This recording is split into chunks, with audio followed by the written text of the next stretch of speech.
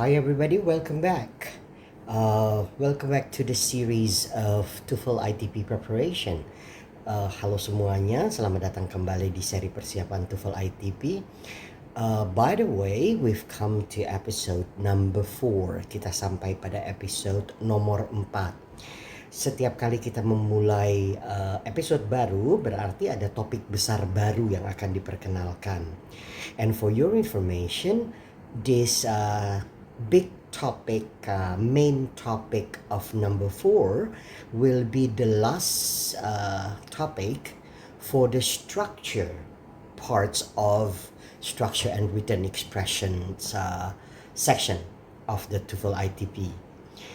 Jadi topik besar keempat ini adalah topik terakhir bagian structure dari structure and written expression TOEFL ITP. Dengan demikian setelah episode ini berarti kita akan masuk ke bagian written expression part. Can't wait? Okay, let's get started. Baik, topik keempat pada bagian structure dari structure and written expression section ITP TOEFL test. Topik keempat itu adalah sentences with inverted subject verb. Simpelnya inverted subject verb itu adalah struktur yang biasanya atau normalnya subjek dulu baru verb itu berubah menjadi verb dulu baru subjek. So basically that is what is meant by inverted subjects and verbs. Okay? Di sini ada keterangan yang mengatakan subjects dan verbs are inverted in a variety of situation in English. Inverted subjects and verbs occur most often in the formation of a question. Ini kata kuncinya. In the formation of a question. To form a question, a helping verb, it could be, have, can, could, will, would, etc. The subject and helping verb are inverted. Jadi misalnya kita lihat di sini. Ini strukturnya adalah as V. He can go to the movies. Kalau di invert, jadilah kalimat tanya. Can he go to the movie? Ini jadinya verb dulu baru as. Dan seterusnya. You will tell me the truth. Menjadi would you tell me the truth, di mana verb menjadi berada di depan subjek. She was sick yesterday, and was she sick yesterday? Sama.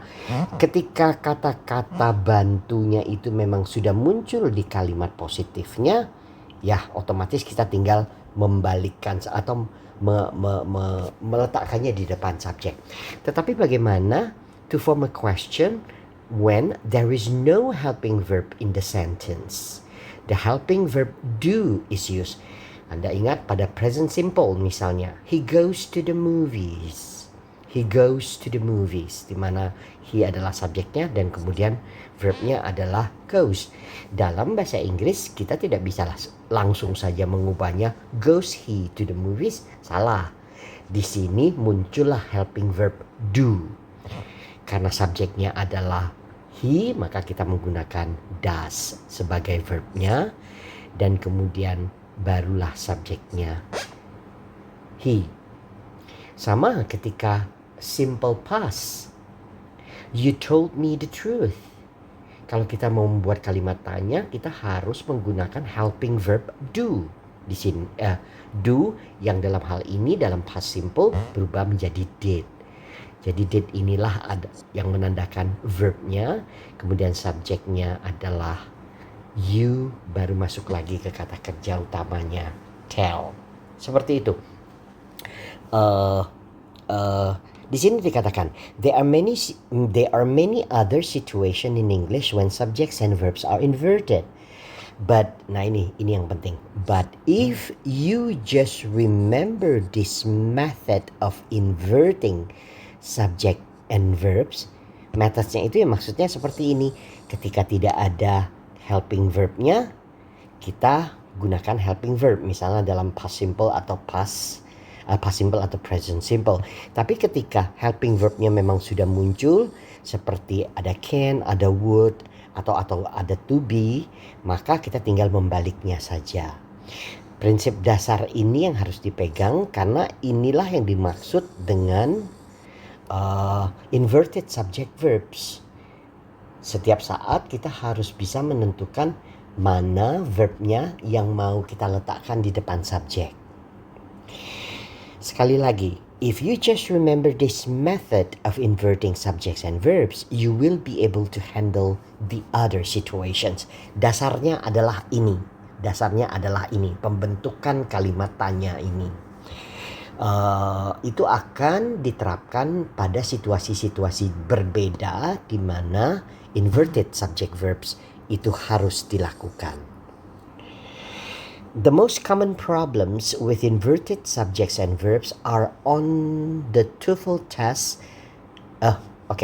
The most common problems with inverted subject verbs on the TOEFL test occur in the following situation. Ini kelima skills yang akan dibahas di bawah sentences with inverted subject verbs. Kapan subject dan verb di-invert, ya? Kapan subject dan verb harus dibalik? The first one is with question words such as what, when, where, why, and how. Yang kedua, after some place expressions. Selanjutnya, after negative expressions, in some conditionals, dan yang terakhir, after some comparison.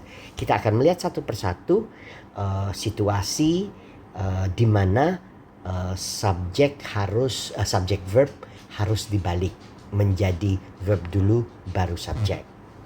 Oke. Baik, sekarang kita akan masuk ke situasi pertama, di mana terjadi inverted subjects and verbs. Skill 15, invert the subjects and verbs with question words. Ya, question words. Kita biasanya mengatakan W5H, mungkin seperti itu. Ya, semua kata tanya. Apabila kata tanyanya itu memulai pertanyaan, misalnya where, what is the homework, is adalah verbnya, homeworknya adalah subjek. When can I leave, ini verbnya, kemudian ini subjeknya. Kemudian where are you going, are adalah verb, dan kemudian you adalah subjek. Selanjutnya, tetapi hati-hati, W5H atau question words ini kan kalau Anda ingat juga dipakai sebagai konektor. Nah, inilah yang harus menjadi fokus perhatian kita. Ketika question words itu memperkenalkan kalimat tanya, betul, sesudah question word itu harus verb dulu baru subjek, seperti ini. Jadi karena ini kalimat tanya, Anda lihat bisa nih ada tanda tanyanya semua. Tetapi ketika dia berfungsi sebagai konektor, misalnya di kalimat I don't know what the homework is, what di sini adalah question word yang berfungsi sebagai konektor dalam, Anda ingat, noun clause. Gitu? Dimana ini adalah konektor dan kemudian homeworknya adalah subjek dan verbnya adalah is. When I can leave, Anda ingat ini clause apa? Ya, ini clause adverb. Di mana can adalah konektor, I adalah subjek, verbnya adalah can leave. Strukturnya konektor, subjek, verb. Bukan kata tanya, verb, subjek seperti di sini. Do you know where you are going? Lagi-lagi, where you are going di sini adalah noun clause sebagai objek dari kata kerja know. Lihat strukturnya, konektor, subjek, dan kemudian verb. Yang membuat kalimat ini menggunakan tanda tanya dengan kata lain kalimat tanya adalah do yang di depan, bukan where-nya. Kesimpulannya adalah ketika question words introduce interrogative sentences, ketika question word memperkenalkan kalimat tanya, maka yang muncul sesudahnya harus verb dulu baru subjek. Tetapi ketika question word berfungsi sebagai connector, contohnya di sini connector dari noun clause, di sini connector dari adverb clause, di sini connector dari noun clause lagi, struktur yang muncul sesudahnya tetap normal subjek dahulu baru verb. Oke, mari kita lihat contoh di bawah. The lawyer asked the client why. Berarti ini subjek lawyer, verbnya as, di sini adalah konektor. Nah, karena dia berfungsi sebagai konektor question word ini, maka dia harus diikutin oleh subjek dulu baru verb. Yang mana subjek dulu baru verb? Yang C. Oke, mari kita lihat kesimpulan di bawah ini. Inverted subjects and verbs with question words. Question words-nya adalah who, what, when, where, why, how. Ya betul ini ya, W5H. When the question word introduces a question, ini introduces a question, the subject and verb are inverted. What are they? Ya, ini dianya kalimat tanya. Tetapi when the question word connects two clauses, atau dengan kata lain dia berfungsi sebagai konektor, ini connects two clauses, dengan kata lain dia berfungsi sebagai konektor, the subject and verb that follow are not inverted. Jadi ini subjek, verb. Nah, di sini dia adalah konektor, dan kemudian yang muncul sesudahnya adalah tetap S dulu baru V. Jadi ini skill nomor 15. Kita akan memperhatikan question words. Sekali lagi, apabila dia introduce a question, maka yang muncul sesudahnya harus verb dulu baru subjek. Tapi apabila dia connect to clauses, dengan kata lain berfungsi sebagai konektor, yang mengikutinya normal yaitu subjek dulu baru verb. Mari kita lihat latihannya. Oke, ini latihannya. Each of the following sentences contain a question word. Circle the question words, diminta untuk melingkari question wordnya. Underline the subjects once and the verbs twice. Then indicate if the sentences are correct C or incorrect I. Seperti biasa. Kita lihat soal nomor 1 yang sudah dikerjakan ini. The phone company is not certain when will the new directories be ready. Kalau kita lihat, phone company adalah subjek. Kemudian verbnya adalah is. Kemudian di sini ada question word. Dan tetapi sudah itu ini verb. Dan ini adalah subjeknya. Gitu. Nah, di sini when berfungsi sebagai pembuka kalimat tanya kah? Bukan, karena kita lihat nih di belakang tidak ada tanda tanya. Kalimat ini bukan kalimat tanya, kalimat ini adalah kalimat positif. Oleh karena itu question word when di sini berfungsi sebagai konektor. Nah, ketika dia berfungsi sebagai konektor, harusnya S dulu baru V. Jadi when the new directories will be ready. Makanya kalimat ini jadinya salah. Nomor 2, the professor does not understand why so many students did poorly on the exam. Nah, ini kalau kita bandingkan dengan di atas kelihatan sekali bedanya ya.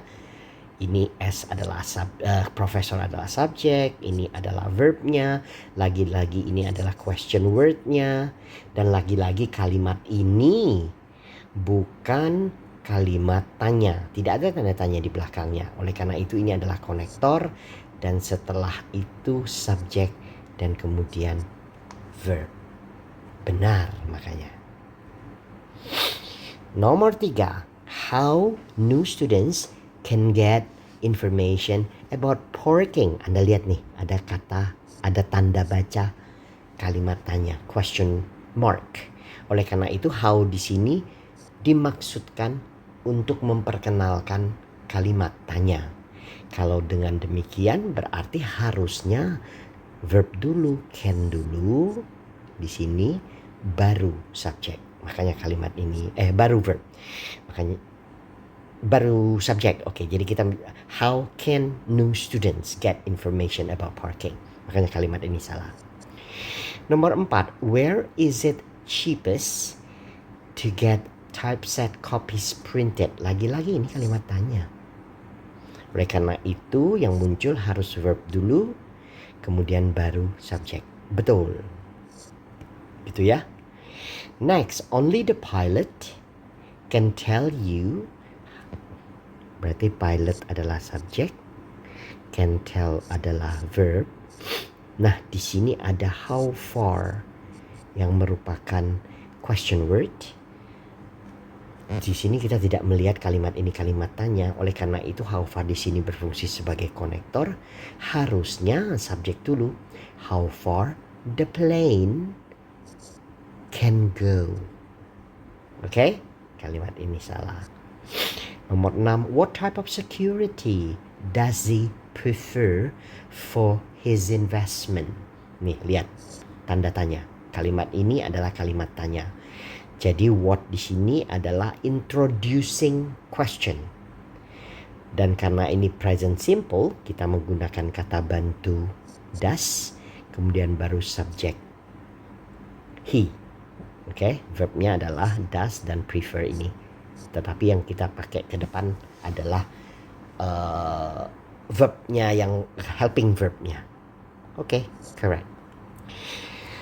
Jadi perlu menjadi perhatian, Anda harus bisa menentukan melihat apakah question word di dalam kalimat tersebut berfungsi sebagai pengenal kalimat tanya atau pengantar kalimat tanya atau berfungsi sebagai konektor. Itu yang dimaksud dengan invert the subject and verbs with question words. Seperti biasa 7, 8, 9, 10 saya sisakan buat Anda sebagai latihan. Well guys, I believe I have to stop because of the duration again. Lagi-lagi karena durasi dari video, saya harus stop di sini. And that is episode number 4 part 1. Dan itu adalah yang video ini adalah video episode keempat bagian pertama. Kita baru berhasil membahas 1 skill. Masih ada 4 skill lagi. Okay, no problem. You hang in there. I will be right back with the rest. Okay,